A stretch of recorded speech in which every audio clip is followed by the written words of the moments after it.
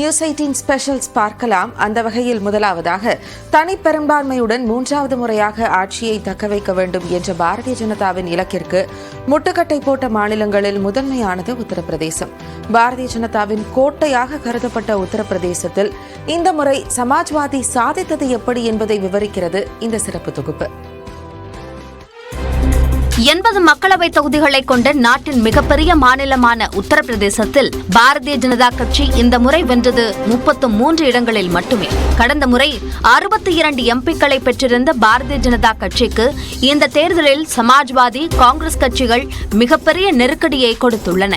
கடந்த 2019 மக்களவை தேர்தலில் வெறும் 5 எம்பிக்களை பெற்றிருந்த சமாஜ்வாதி கட்சி இந்த முறை 37 மக்களவை இடங்களை கைப்பற்றி மக்கள் மத்தியில் உள்ள தனது செல்வாக்கை வென்றெடுத்துள்ளது.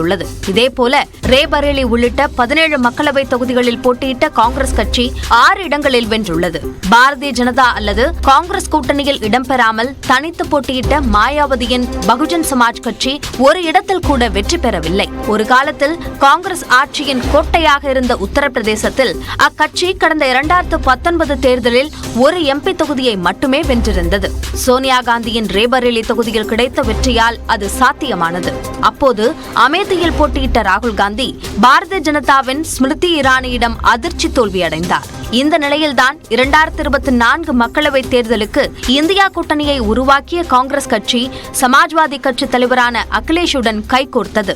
80 மக்களவை தொகுதிகள் இருந்தாலும் தங்கள் கட்சிக்கு எந்தெந்த தொகுதிகளில் வெற்றி வாய்ப்பு உள்ளது என்பதை கருத்தில் கொண்டு சமாஜ்வாதி வழங்கிய 17 மக்களவை இடங்களில் போட்டியிட காங்கிரஸ் ஒப்புக்கொண்டது. சோனியா காந்தி மாநிலங்களவை உறுப்பினராக பதவியேற்ற நிலையில் அவருக்கு பதிலாக ரேபரேலியில் யார் போட்டியிடுவார் என்ற கேள்வி எழுந்தது. ராகுல் ஏற்கனவே கேரளாவின் வயநாட்டில் போட்டியிட்டதால் ரேபரேலியில் பிரியங்கா காந்தியை காங்கிரஸ் களமிறக்கும் என்று எதிர்பார்க்கப்பட்டது. இருப்பினும் வேட்புமனு தாக்கலுக்கான இறுதி நாள் வரை சஸ்பென்ஸ் வைத்த காங்கிரஸ் கடைசி நாளில் ராகுல் போட்டியிடுவார் என்று அறிவித்தது.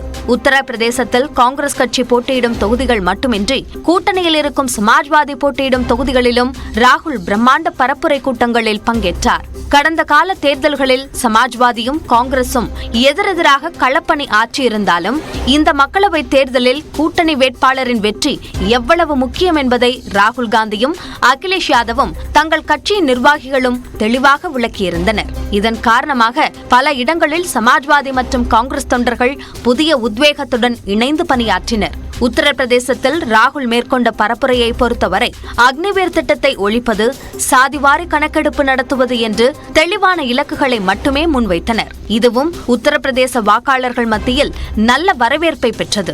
மறுபுறம் மாநில அளவிலான பிரச்சினைகளை மையப்படுத்தி அகிலேஷ் யாதவ் பரப்புரையை மேற்கொண்டதும் பாரதிய ஜனதாவிற்கு எதிரான அதிருப்தி வாக்குகளை ஒருங்கிணைக்க கை கொடுத்தது. பிரதமர் நரேந்திர மோடி போட்டியிட்ட வாரணாசியில் கூட கடந்த 2 மக்களவை தேர்தல்களை விட இந்த முறை காங்கிரஸ் வேட்பாளர் அஜய் ராய் அதிகளவு வாக்குகளை பெற்றதும் இந்தியா கூட்டணிக்கு வாக்காளர்களிடையே ஆதரவு அதிகரித்துள்ளதை பிரதிபலித்தது. இதற்காக உத்தரப்பிரதேச வாக்காளர்களுக்கு நன்றி தெரிவித்த ராகுல் காந்தி தனது தங்கை பிரியங்காவை பாராட்டவும் தவறவில்லை.